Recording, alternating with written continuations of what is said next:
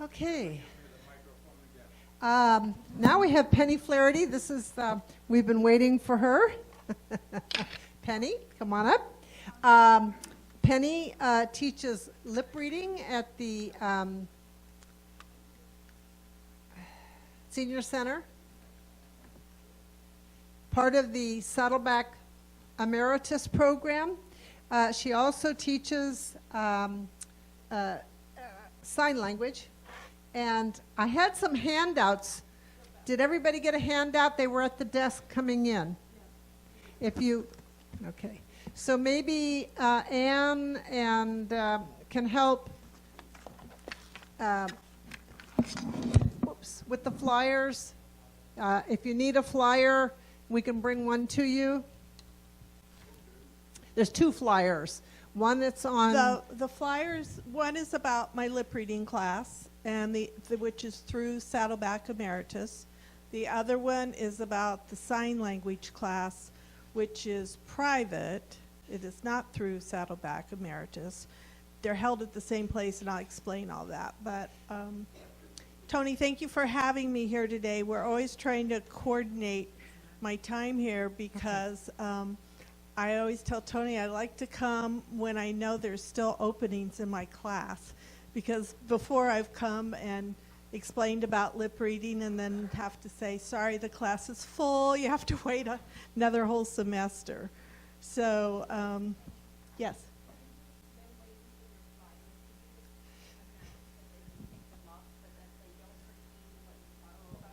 Oh, yeah, you don't need the flyer for this.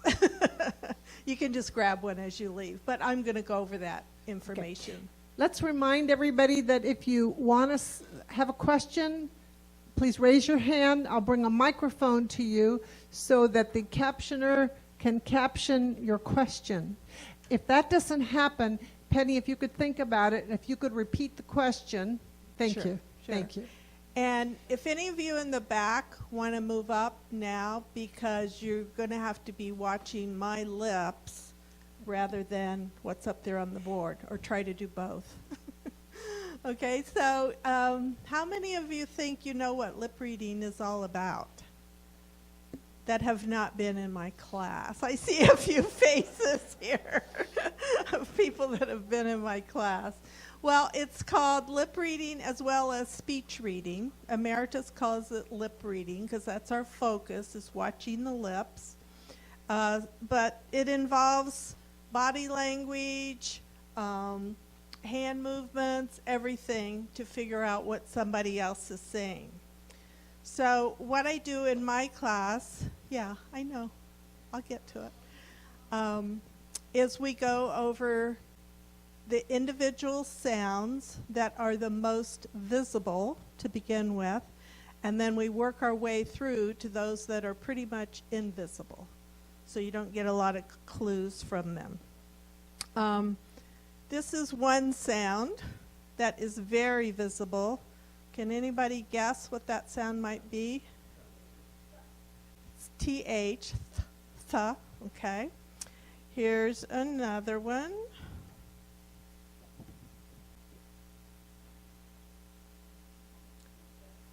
F or V, right? So you can see the teeth there. You can see the tongue in the previous one. This one can be 2 sounds. Puff of air comes out. It's P or B. Okay? So that's the kind of thing we do is I have one sound each week that we work on. And the students in the class make up their own sentence. Let's say for the word, for the letter P, they would make up a sentence with P words in it. And then we go around the classroom. The classroom is in a conference room because you need to be close to be able to lip read. So according to the fire official, we're only supposed to have 25 people in the class. I stretch it to 30.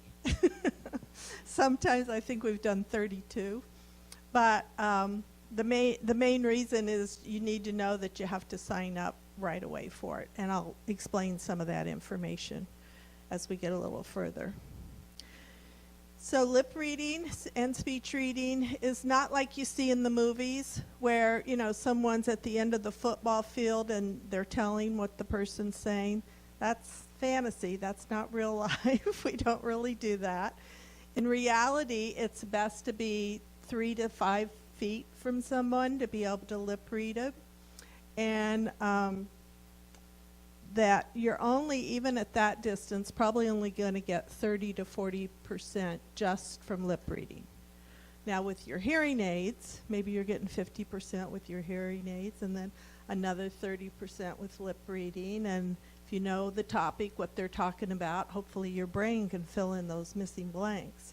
So it's just one item in your bucket of tools to try to figure out what people are saying. And I have had people come to my class to take lip reading because they don't want to get hearing aids. And in fact, Lois is one of those people. And I try to convince them that, again, that's one of the tools in the bucket, but it's not the only one. Lip reading is either really easy, kind of middle of the road, or for some people it's very difficult, because it requires a lot of concentration and a lot of focus. And what you'll realize is that when we're talking to each other, like when I'm talking right now, you may be thinking, well, as soon as she quits talking, I want to ask a question about such and such and such. So then you're not really focusing on what I'm saying.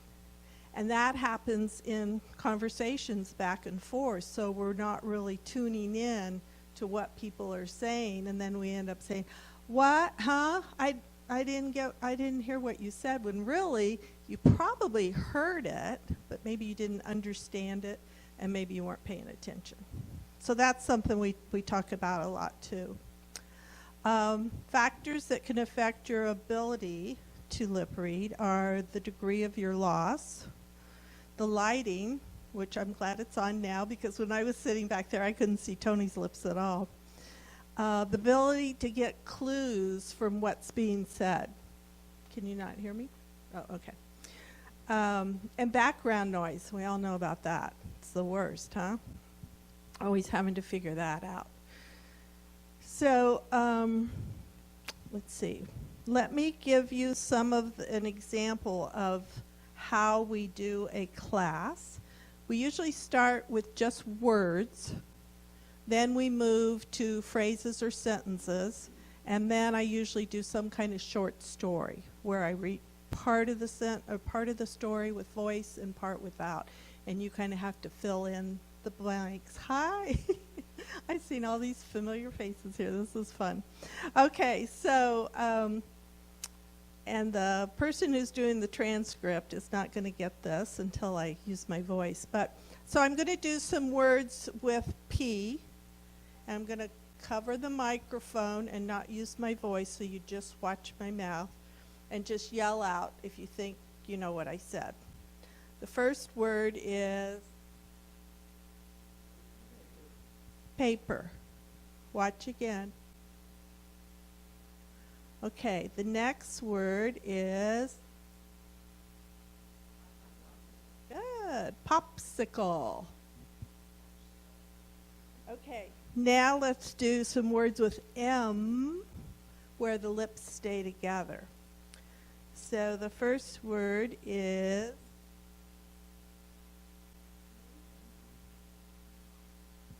moose.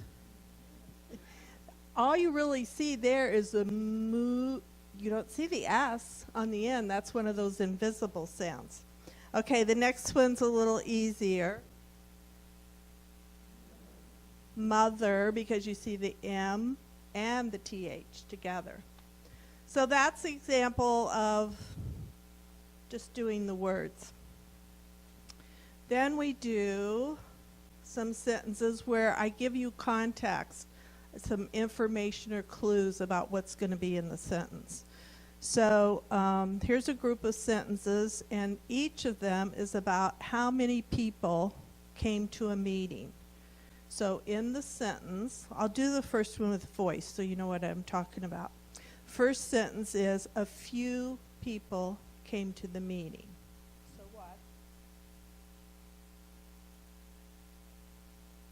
Okay, now the next one, again about a meeting.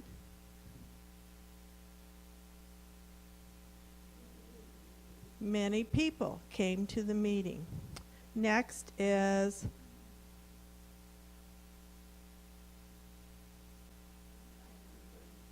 about 35 people came to the meeting. And the last one is several people came to the meeting. Okay, so you knew in each sentence it was going to end with came to the meeting, and I gave you the clue of it was going to be about how many people. So anytime that you're entering a group or a conversation that's ongoing, it's important to ask, hey, what are we talking about? Are we talking about the weather? Are we talking about politics? Are we talking, to get an idea so you can join in. Otherwise, you're going to sit there and be lost for a few minutes. So kind of along that line is two topics. I have the word book with the B and the word home with the M on the end. So I'm going to do a sentence which either will have book in it or home in it. And you have to figure out which one. I want you to look for book or home, and then if you can get the whole sentence, you're way ahead. Okay, the first sentence is,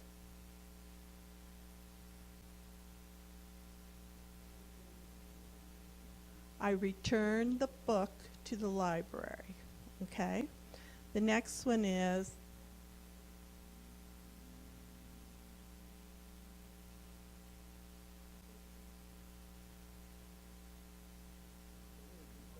that boy is a bookworm. Watch again. Okay.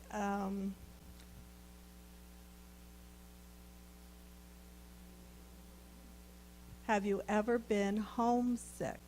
Okay, I switched to home, took away the book, and so your brain has to do a little switching there.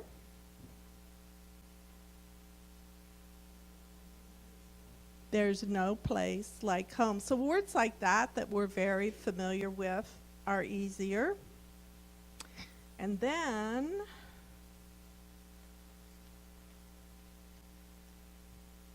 okay, I'm just going to give you some general information on this one, which is things you might say when you're being introduced to somebody or when you meet somebody. I'm happy to meet you. Where do you live?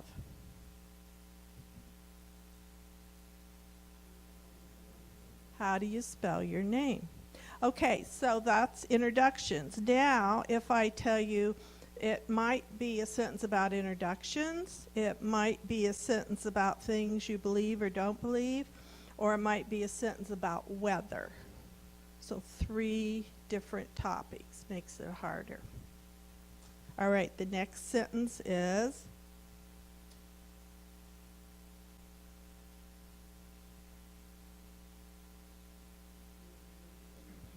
we really need some rain. A lot of the words in that sentence were not real visible on the lips, and you didn't know which one. Was it going to be weather or introductions? So watch again. See it that time? Okay.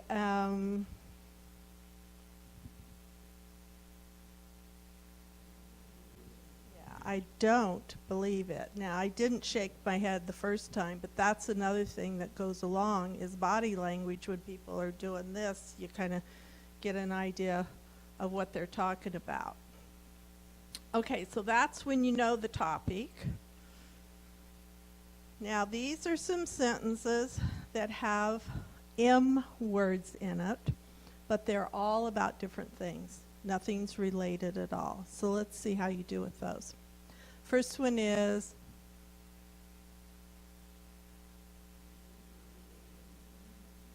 very good. My girlfriend's name is Mabel. Another one,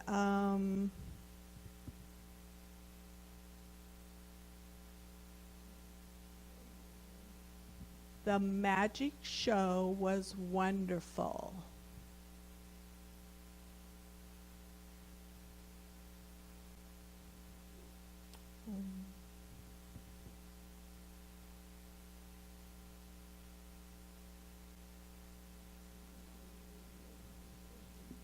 My summer vacation was on the coast of Maine. Guess who's doing the best getting these answers? People that have been in my class before. Well, they're used to lip reading me, for one thing, so that helps. But that reminds me that Tony asked me to have some of those who have been in my class to come up and share how they feel the class benefited them. So I see several of you here. Claude, you're in the front. Come on up.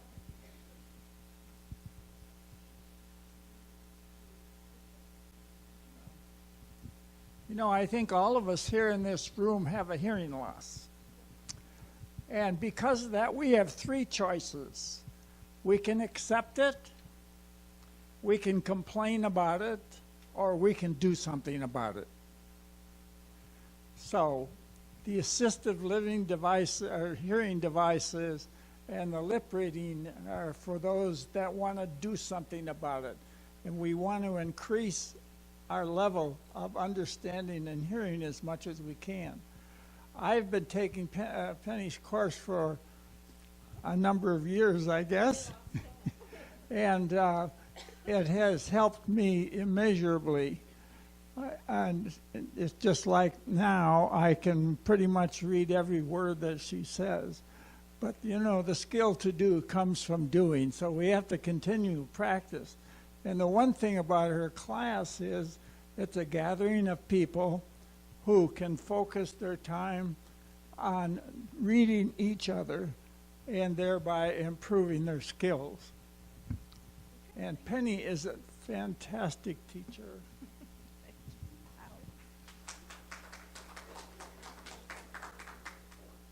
Here's Alex. Hi, I've taken the class twice a couple of years ago, and I tell you, I didn't realize that it was doing so well. I was doing so well with it until I was able to interpret a lot of what you said. The main thing is it's fun, and people have a good time. I don't think anybody's embarrassed when they don't get something, and she really handles it very well. Sometimes you don't understand things because people don't look at you, or they mumble, and they don't speak clearly, and that's a problem. But because she speaks very clearly, but you do learn. You're not aware that you're learning something, and you're able to lip read somewhat until it comes to a time like today when I understood a lot.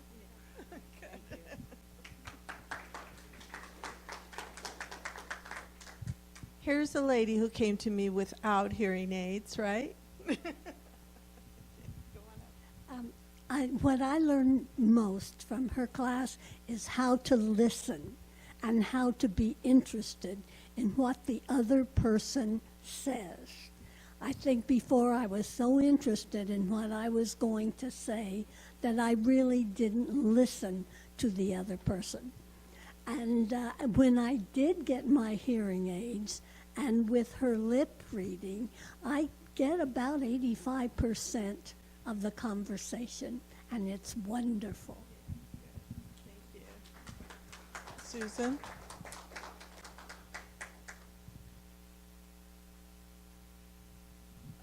Penny told you there are 3 levels of learning: fast and medium and pokey. I'm pokey, but I would not lose one semester of her class because each class teaches me something, and with the kind of hearing loss I have, every little bit helps.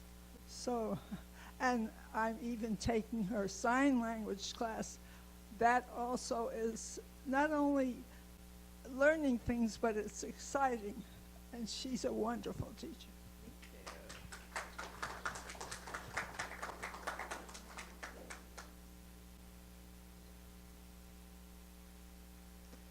Haven't seen you forever, so good to see you.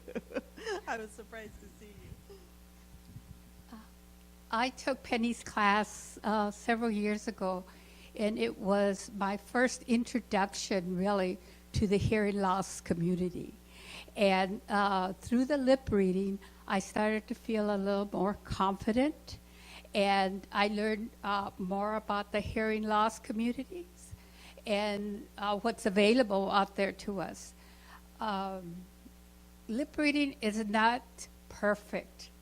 You know, I still practice a lot of it, and if I get stuck on a word, I could get the whole sentence except one word, and then I just proactive and tell them, could you use a different word? You know, because like Penny said, some words don't register. I had a friend ask me if I would get the keys, and I said, and I kept guessing, and I said, finally, I said, can you use a different word? I did, because the brain gets stuck, and then I can't get past that. So, but by changing the word, I'm able to fit it into the sentence and get a complete picture of it. But it's not perfect. It takes a lot of work. It takes a lot of active listening. You have to stay focused on the conversation. Like Penny said, you can't be distracted by some other. And it's a lot, takes a lot of effort and a lot of energy. By the end of the day, I'm exhausted. Thank you, Penny. Okay.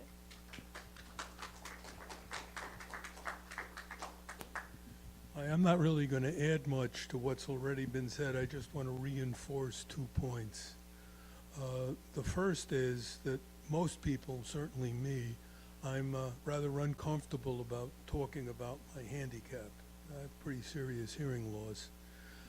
It's very nice, above and beyond the actual learning to lip read, to be in a room full of other people with the same problem. You can compare notes, and you get comfortable with the other people because you see them every week. And so there's a tremendous psychological benefit. The other point I wanted to make, actually Penny touched on, Claude's taken the course for a number of years. I've been taking it about as long as he has. Why? Well, something that's kind of just been glossed over is come in because it gives me a chance to tell a short joke. This couple is visiting New York City for the first time, and they have tickets to Carnegie Hall. But they walked from their hotel and they can't seem to find it. And they figure they have to ask someone. They see a man walking the other way carrying a violin case, so they figure he's a good person to ask. So they stop him. Can we ask you a question? He says, yes. He says, how do you get to Carnegie Hall? And he shrugs his shoulders and says, practice, practice, practice. And repeating the course reinforces the skills that you've developed. I think all of us are old enough to know that if we don't do things over and over again, we gradually lose them. That's the whole point of taking lip reading. And taking the course multiple times, not necessarily every semester like I do, but periodically, helps build up your skills and your ability to retain what you've learned. So those are my 2 messages.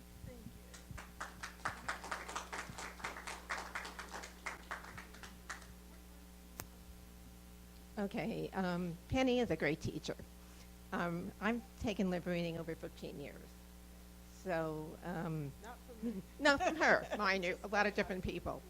And it's really, I think if you're new at it, it's not easy. But if you work at it, it does get easier. And what's really great about her class is you really meet other people who are in your situation, different types of hearing losses. And to me, it was very interesting. We had some people who were not born here, and they had different accents. And I know if you're hard of hearing, in my case, I'm sure a lot of it with you, it's very hard when you have to talk to someone who has an accent hearing them. And I found that very beneficial, you know, in lip reading in with your class. Okay, thank you. Okay, That's about half the group here, I think. Tony's got a comment.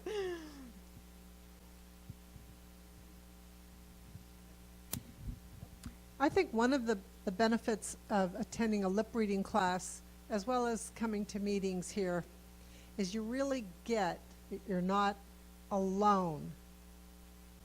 You observe people having hearing difficulties that you have, and you realize you're not crazy. You just simply have a hearing loss. And that is so important. The very first hearing loss support group I ever attended, that was my first impression. I said, oh my gosh, they have difficulty just like me. And that was important for my self-esteem to realize that it was just my hearing loss. So it's very valuable to attend. Yeah. Thank you. Yes.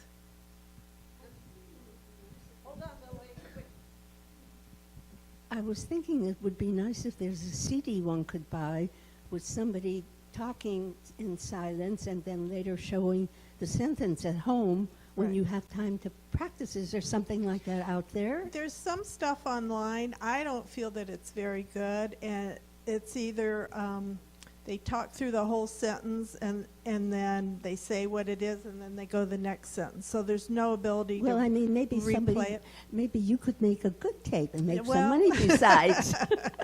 That's not on my to-do list right now, but you're free to research. This hearing loss is an entirely new experience in the field to me. Prior to coming to Laguna Woods, I was hard of hearing. I have a loss in my left ear due to Army service. And I'm wondering, it has opened up a whole new life for me because I've discovered how much I have missed in life. Because I look at people, they talk to me, and I shake my head, and I'm wondering, what did they say? Now, I know that hearing, it involves a lot of concentration when you connect it with lip reading. And you're using your brain a lot, and you're concentrating a lot.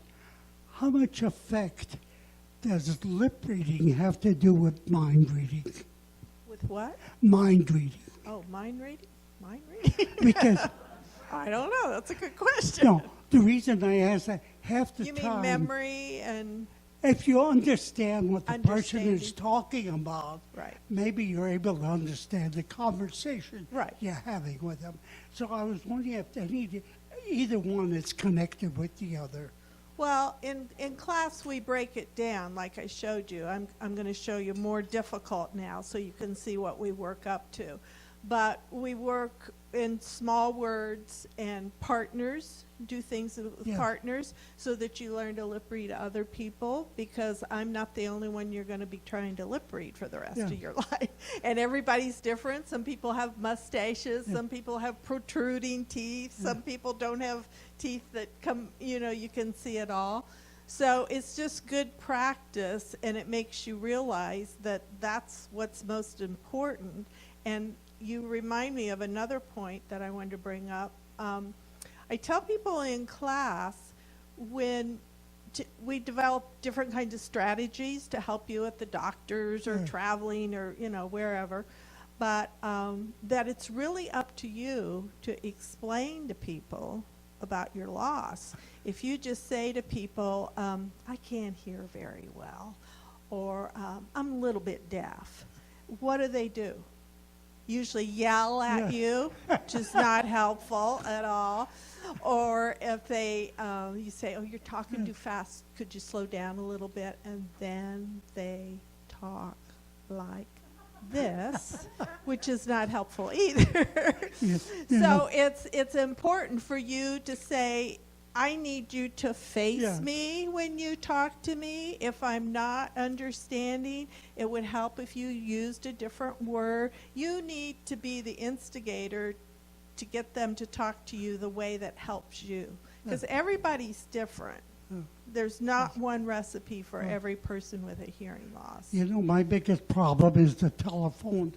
When I get on a telephone, I always have to tell the other party, you'll have to speak louder, I don't understand you. And they hang up on me. Yeah. They figure that's the end They of hang the up. conversation. That's probably a marketing call then. Did you Just a have- comment about mind reading, which is totally separate from lip reading. But you also become sensitive to all the other cues of a conversation, facial expression, hand gestures, posture. So there's a lot that goes into interpretation of communication. Okay. So I also do, a few of the people said how much you have to concentrate and focus, and that's true. And the class is actually 2.5 hours, I think it is, 3 hours, almost 3 hours. We do take breaks, number one, but I break it up into different topics too, because if you just have to sit and stare for 3 hours, you're not going to be able to remember anything, your eyes are going to get tired. So we do different kinds of things. And I have a large educational component to the class too, because I find that many of you don't understand what your audiogram represents, how it represents your hearing loss. I can't tell you how many times I've asked people to bring their audiogram to class so I can understand their loss, and they don't know what their audiogram is. I said, well, if you have hearing aids, you've got one somewhere. So we do that. We do talk about active listening. We talk about different ways to, on the telephone, how to understand on the telephone with your family, out in noisy places. We talk about assistive listening devices like you do in here. And we do some games. We do bingo, we do trivia. So it's a combination of memory and lip reading, which we all need work with our memory. And in fact, one of the games I thought we could play here today. Remember in grade school when you played Simon Says? Okay, that's the S sound. Simon Says. Simon says. You can't see too much. So I'm going to say Simon says to do something, and I want you all to do it. Okay? So the first one is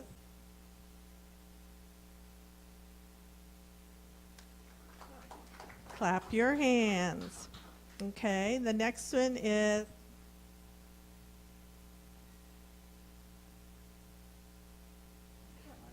raise your right hand. Okay. Next one is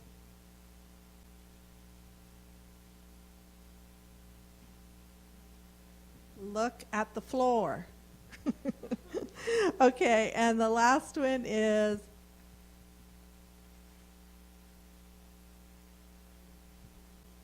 wave goodbye. Wave goodbye. Okay, and the other thing we talk about in classes, it's okay to know, Herlinda mentioned this, that she gets so frustrated if she just missed one word. And I try to help people, hopefully it's not the key word that you're missing, but yours was. I try to tell people that it's okay not to get 100%. What you have to learn is how to figure out what's being said from what you do get. And people with normal hearing do that too, because we're bothered by noise, and we're bothered by not paying attention or thinking about what we're going to do next. So it's okay to not get all of it. Another thing I have here, let's do this first. A little bit more difficult. So I have the words park, P-A-R-K, bark, B-A-R-K, and mark, M-A-R-K. Those words all look exactly alike on my mouth. So watch, I'm going to say park first, then bark, then mark.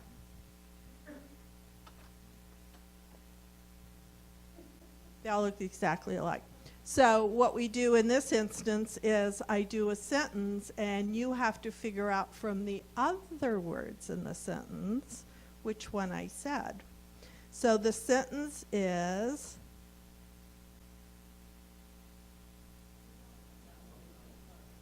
The dog ran through the park with a P. Watch again if you didn't get it. Okay, the next one is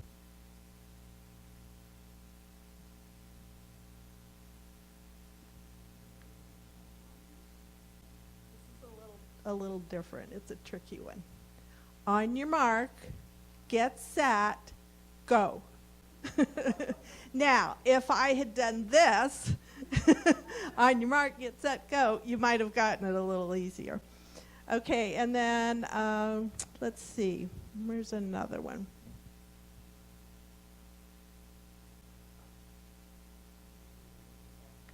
There's no place to park on the street.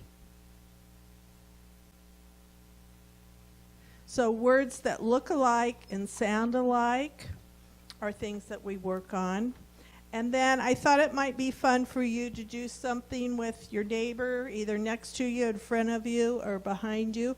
I want you to each mouth the sentence, my favorite food is, and then say what your favorite food is. So the sentence could be,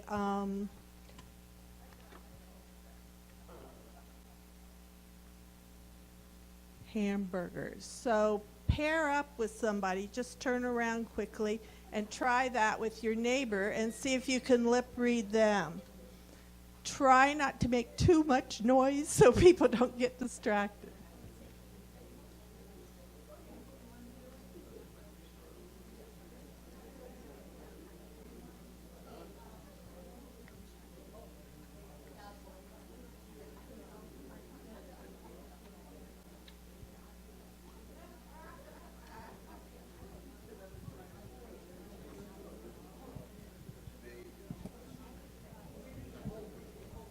I'm going to tell you. Oh, she did that. Okay, did everybody get your favorite food? Okay, one more for you to try. If you look up here. Shh, shh, shh, shh, shh. Another thing that's really difficult is people's names, right? Especially when you're meeting somebody. So you can ask them to spell it if you didn't get it, and maybe by the time they get to the end, you'll figure out what it is. But let's do one where the sentence is, my mother's name was, okay, everybody in here had a mother, so you know her name. So turn to your partner and tell them what your mother's name was with no voice.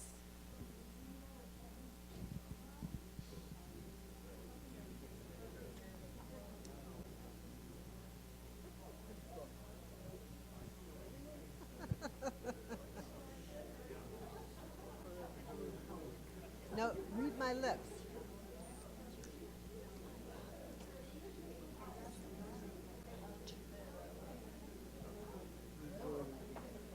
Walter.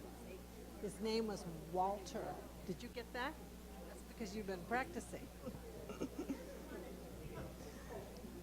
You're not participating?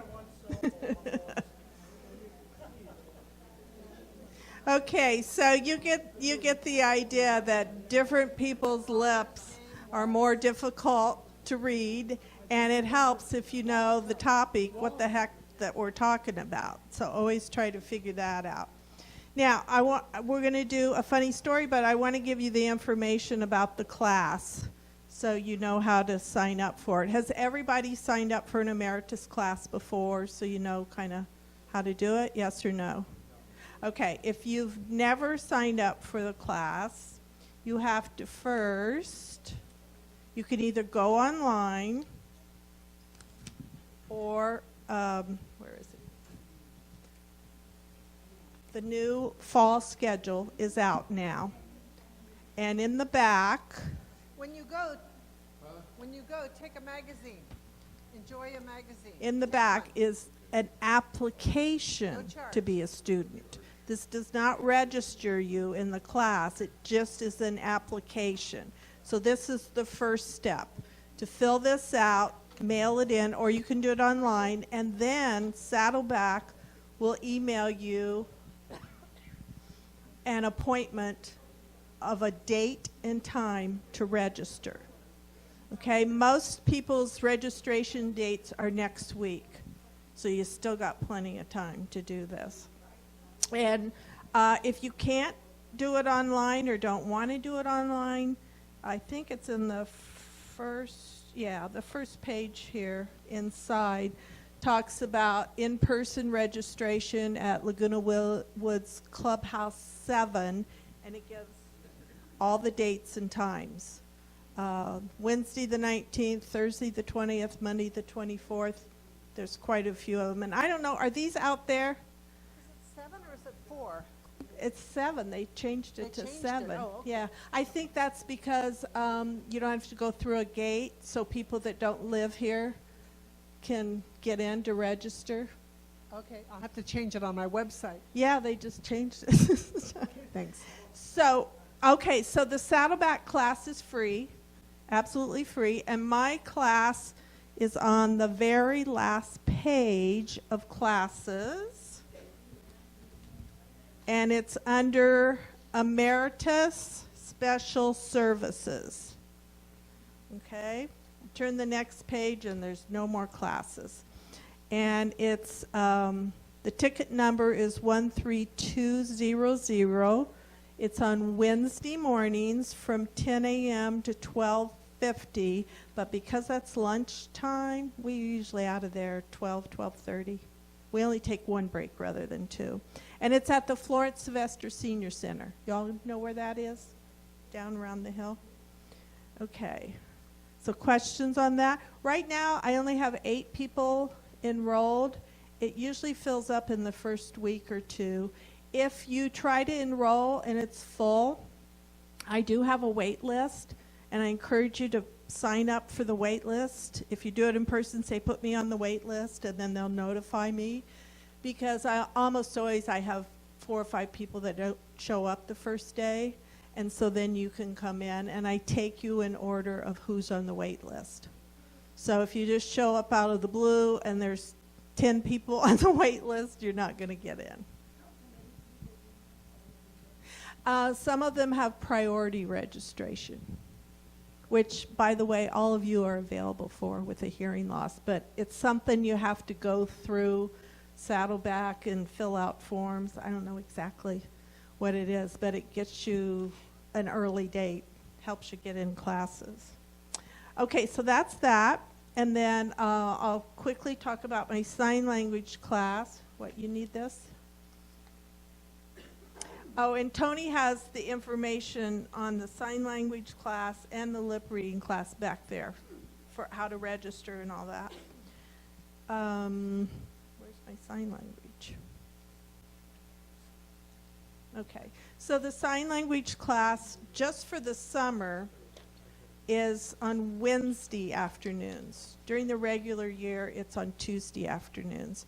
It's also at Florence Sylvester, and it is a private class. I'm going to limit it to 10 to 15. And some people have found that lip reading's great, hearing aids are great, but they need a little bit more. Now, I will say you have to have somebody that you're going to be able to sign to. So if you have a person at home, that's helpful that you can practice with. But not everybody does. And the main thing is that we have the alphabet that you learn. Let me show you this. It's called Signing Exact English. If you've seen sign language on TV, it's probably American Sign Language, which is different from this. This is based on those signs, but this is in the correct order. For example, if that sentence we said, let's do a sentence like, do you want to go to the movies tomorrow?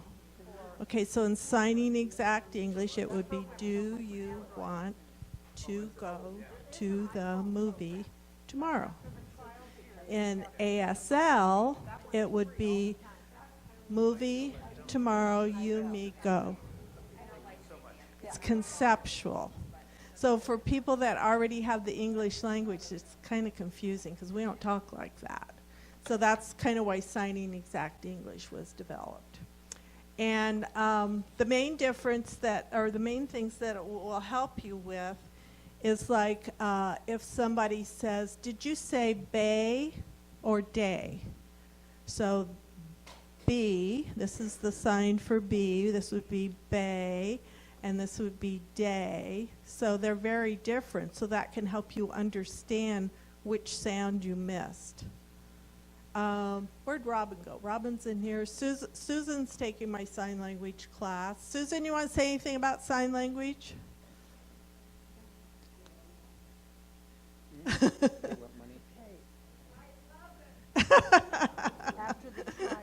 She loves it. I've actually had people tell me that they get better at lip reading after taking sign language. I don't quite get that, but whatever works. So I do 8-week sessions, and most people do it continually, but if you just want to come for one session and try it out, you can. So it's at Florence Sylvester on Wednesdays at 2:30 to 4 in the summer, and it's $5 per class, so $40 for the entire 8-week session. It starts tomorrow, right. Well, that's what I like, but it just didn't coordinate this time. So, yeah, if you have any interest, come down. I let people sit in the first class and see if you think this is for me or no, not yet, or maybe later. That's no problem. Okay, so any questions on registration or for either class? Yes. Who's got the microphone? Tony? He's got a question. Do you have the class in lip reading any day of the week besides Wednesday? No. In the fall? No, It's always on the Wednesday? it's always on Wednesday. Okay. Yeah. Bad day for you? Is that golf day?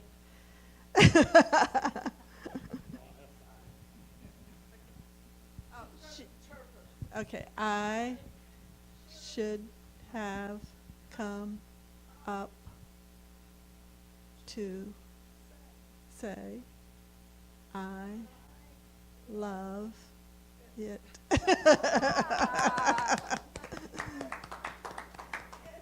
a wonderful exercise.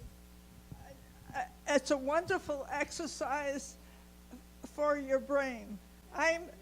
I got to tell you, I'm 93 years old. If I don't keep learning something, I feel like I'll end up in a chair, and I don't want to do that. So get out there and have some fun. Learn sign language. Yeah, we have a lot of fun in it. Okay, my last thing is a little funny story. Have you guys heard of KonMari? It's spelled Konmari. Has anybody heard of that? It's the Japanese method of decluttering. Okay? So I have a funny little story about that. And I'm going to say part of it with voice and part of it I want you to lip read. So I tried this method of decluttering where you hold up every object that you own, and if it does not give you joy, you throw it away. So far, I have thrown out all the vegetables, my bra, the electric bill,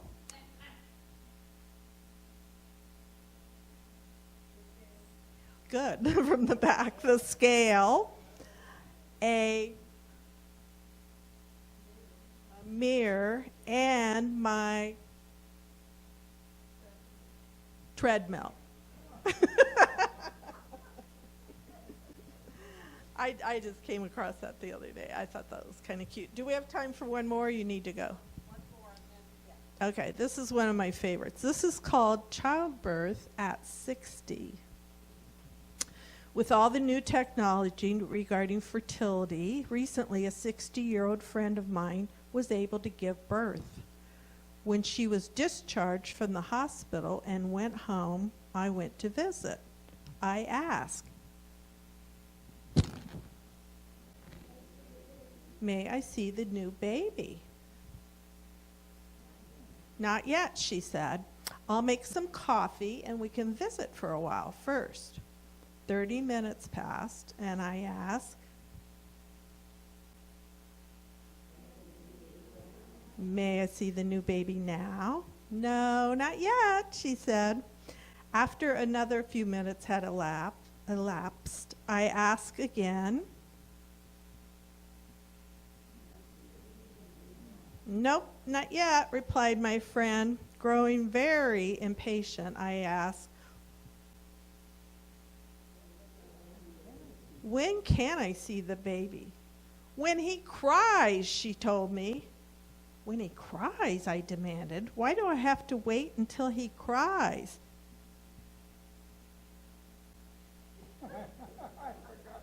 Because I forgot where I put him.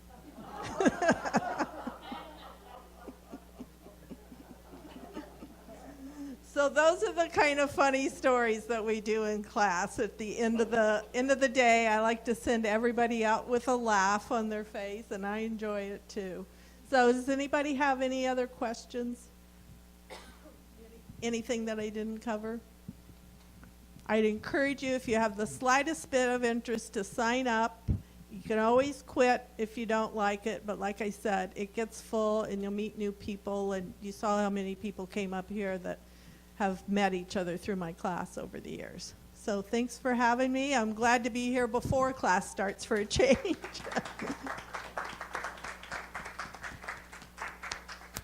Thank you so much, Penny. So they go to Clubhouse 7 to sign up if you need assistance in person? Right. Clubhouse 7.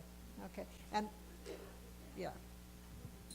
And be sure to pick up one of her flyers out there on the table. And there are some magazines out on the outside table. Please help yourself to one of those magazines. Any one of them will provide a wealth of information, and I do need to get rid of them. So just remember, September, I think it's the 10th, Dr. Harrison Lynn from UCI Medical Center will be talking about hearing loss and the connection with dementia. So, see you then. Thank you.